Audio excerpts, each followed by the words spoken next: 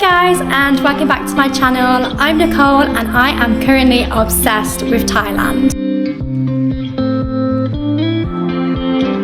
Over the years, I've been lucky enough to experience the tropical gems of the Gulf of Thailand, Koh Samui, Koh Phangan and Koh Tao, not just once, but a couple of times. I've truly seen them from top to bottom, from bustling streets, night markets to hidden coves and secret beaches. And after all of that exploring, I'm finally ready to let you guys know exactly which one hits the top spot.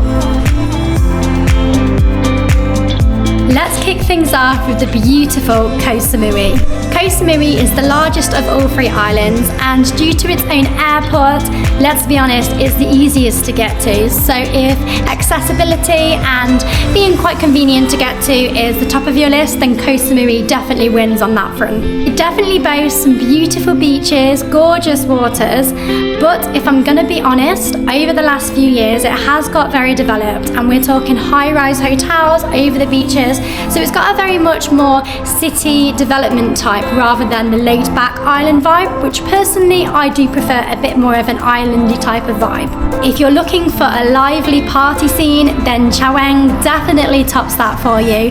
It's a massive street with loads of clubs, bars, the typical holiday buzz and excitement. Also, if you want something a little bit more chill, there's Bophut, the fishing village, which is a little bit more of a classic area. They've got some chilled bars, a really cool night market, and just more of a relaxed environment. They also have a really cool Capybara cafe there, which we went and saw, and we actually really enjoyed staying in the fishing village area, as it was a little bit more of a laid-back island vibe, although there are still a lot of big high-rise resorts and hotels there too. Major highlight of Koh Samui has got to be the day trip to Thong National Park.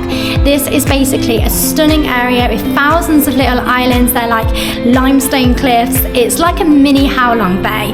It was really cool. You can do some viewpoint walks and see all of the islands below. There's also some really cool like green acidic limestone pools, and you can get a kayak and kind of go all around there too. Okay, next up, let's talk about the famous Koh Phangan. Now, when most people think of Koh Phangan, one thing springs to mind: the full moon party. And yes, it is just as crazy as what everyone says. We're talking neon paint everywhere, a beach just absolutely full of clubs, music from every direction, and it really is an amazing night. One little tip though, do not go on the fire skipping route. I made that mistake and I have got a burn that was really quite serious, which will probably scar my leg for life. So yeah, please don't do that if you are going to the full moon party.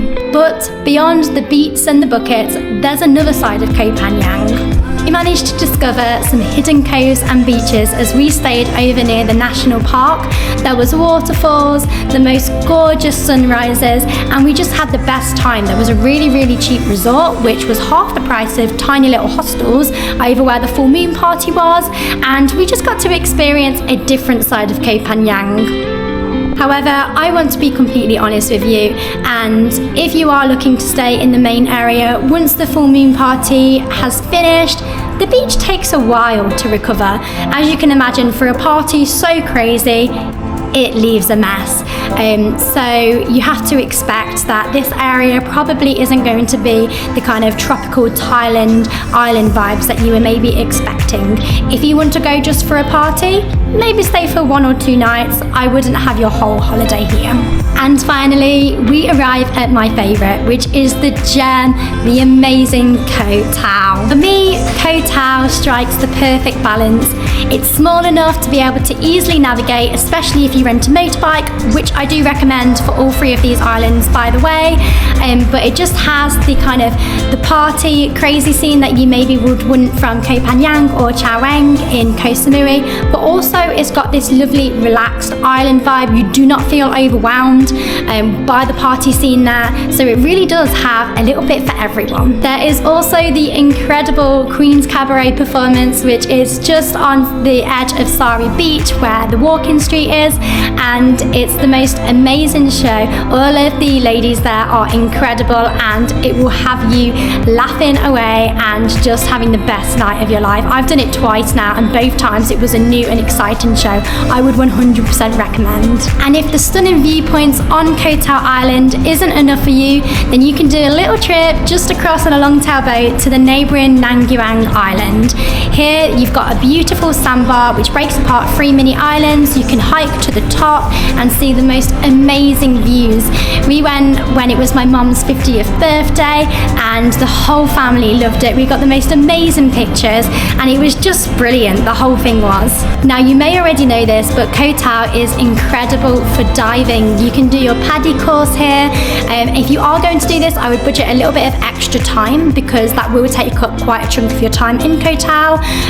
However, I would definitely recommend. I personally did it here back in 2017, and it was a really great experience. And the underwater scene, even without diving, if you just want to get on your mask and your snorkel, there's shipwrecks, there's turtles, there's just the most amazing marine life. So I would definitely say that is worth visiting. Now, of course, there are some negatives. So one of the things is Koh Tao is the furthest island to get to out of all 3, so it does require a little bit of extra effort to get to this island. You either have to get to Surat Thani and get a boat across, the same from Chumpon, or you can combine it. If you were to be at one of the other islands, Koh Samui or Koh Phangan, then you can get a boat across from there, and you can book that there and then. You don't have to book this in advance. But honestly, do not let that deter you, because the extra travel is 100% worth it for the adventure, the incredible scenes that await you at Koh Tao. When it comes to food and costs, we found that the costing for all food options on each island was very similar. You can find more Western places in a lot of the areas which are going to be more expensive, but if you're looking for a local Thai dish, then you can find really nice meals for like £1 to £2. So on each island we were able to find really, really nice dishes and barely spent any money whatsoever. For my personal travel style, Koh Tao always wins. It's got the perfect mixture of laid back, lively nature, as well as being so close to the most amazing places for day trips. But hey, that's just my opinion. Each one of these islands has something unique and beautiful about it. I guess the best island really depends on your priorities and what you're looking to get out of your trip. Have you guys been to Koh Samui, Koh Phangan or Koh Tao? I'd really be interested to hear your views and share experiences. There might be things that I've missed off that I need to maybe go and make an excuse to visit these islands again. If you found this video useful in planning your Thailand trip, then don't forget to hit the like button and the subscribe button. I'm Nicole, and I'm currently wandering the world. I'm living extra for my mom, who I lost way too soon, and it showed me that life was just too short. We are now heading to the crazy Bangkok, so I can't wait to share with you what we got up to there.